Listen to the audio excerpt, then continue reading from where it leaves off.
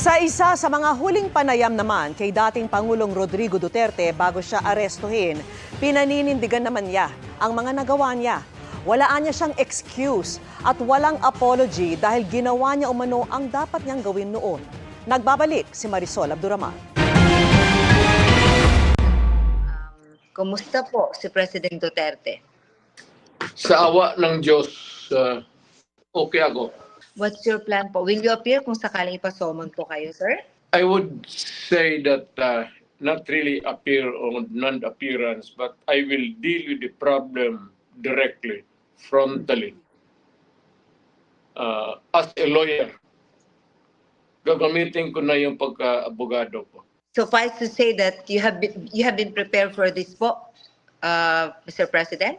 For the longest time since, as far as I can remember, maaga ako nung ilang years early on, so that to be around siguro, put it lightly, mga first 5 years, first term, second term.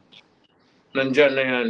Sinabi po ng Malacanang na nagre-ready po sila for any eventualities. Meron nga po bang dapat paghandaan ang gobyerno, sir? It's just a simple matter of tendering the warrant. All I have to do is just to abide by the rules. Libro naman lahat yan. So if there is an arrest order and you are served the warrant of arrest, edi tanggapin mo and then go to the court and explain what is this all about. Huwag na natin patagalin to. We go to trial and let's find out if what you're asserting is true. Aside from this po, sir, meron din pong i-final sa inyo sa DOJ na inciting to sedition. Unang-una, what's your take on this po? Inciting to sedition. Wala akong alam yan. Ngayon lang. Alam ko na may plano na idemanda ako, pero specifics, ngayon ko lang nalaman. Yun naman sa ICC, matagal na yun. Whatever course it might turn to, I am ready for it. Kasi dumaan ako sa trabaho ko, ma'am, as an appointed elected official of the Republic. I do not no excuses to give. I offer no apology. I did what I had to do kasi trabaho ko at ginawa ko. Whether or not it would run me down or push me up, it's too early and it was history to make the accurate count. Pinag-uusapan din ho ngayon syempre yung impeachment po ni VP. Is it true that are you really going to join in her defense team? Yes. Pero you won't be the defense, the lead counsel anymore, sir? Well, I will deal with the multiple problems as they come along. Sir, But nakapag-usap the basic issues remain the same. sa tingin niyo ba talagang tutuluyan siya? Pwede. Politika kasi itong Pilipinas. We will respond legally. Ano pong pinayo niyo sa kanya, sir? If there's any po.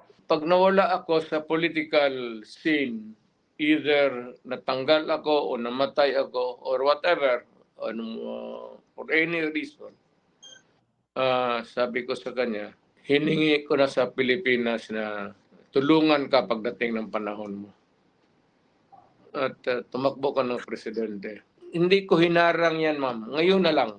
Kung mapresidente ka man, sundin mo lang yung style ko. At okay ka. Tama pa, sir. Huwag ka matakot, sabi ko, makulong ka. Meron pa bang nakikitang pag-asa, sir, na mag-reconcile pa rin kayo with the Marcoses? Actually, ma'am, wala kaming away ni Conte. So it would even surprise Marcos if I go to him pleading for an amicable settlement and he will just simply say, what are you talking about? What for? Mhm. We never quarreled. And for the few meetings that we have had in the past, wala naman tayong no verbal tussle at all, no arguments, no nothing. And wala kang hiningi sa akin, wala naman akong ibinigay sa iyo. Mhm. So, Mhm. it's kind of silly to really to speculate that there is such this thing about the president. And So how are you considering President Marcos now, sir? I consider him the president until now because he's the president really. Hindi naman siya makatakbo legally. So, he's out, I'm out.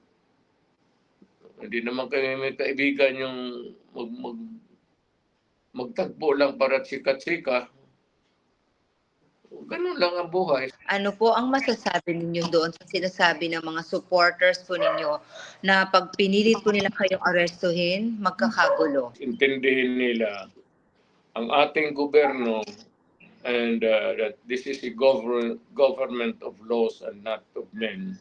I will not be anticipating any action in the near future. But it may come. Dadating, abogado man ako. Tignan natin. Let us see what comes up. If may nakita silang butas sa akin, they can prove it. Then I go to prison, mamatay man ako bukas o ngayong gabi, hindi na ako babangon.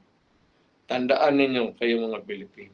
Minahal ko kayo at pinagsisilbihan ko kayo ng husto noong unang panahon. Salamat po.